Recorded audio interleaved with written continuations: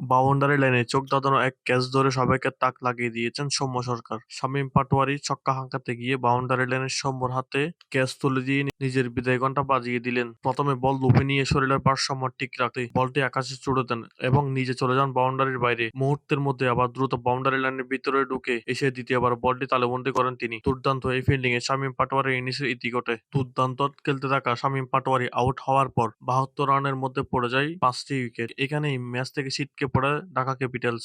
Batting, bowling, fielding সব বিভাগে ঢাকা ক্যাপিটালসকে চাপে রেখে দাপুটে জয় তুলে নিয়েছে নোয়াখালী এক্সপ্রেস। এর আগে ব্যাটিং করতে নেমে নোয়াখালী এক্সপ্রেস তুলে ১৮৪ রান। বড় লক্ষ্য তাড়া করতে নেমে শুরুতে একের পর এক উইকেট হারিয়ে দিশাহারা হয়ে পড়ে ঢাকা ক্যাপিটালসের ব্যাটাররা। এই পরিস্থিতিতে রীতিমতো উল্লাসে মেতে ওঠেন নোয়াখালীর বোলাররা এবং সবাইকে নিয়ে মজা করতে থাকেন। মাঝপথে কিছুটা আশার আলো দেখিয়েছিলেন শামীম পাটোয়ারি ও অধিনায়ক মিথুন, কিন্তু ৯৪ রানের মধ্যে ৬ উইকেট হারিয়ে ফেলে ঢাকা ক্যাপিটালস। এরপর পরেই ফিরে যান সাব্বির রহমান।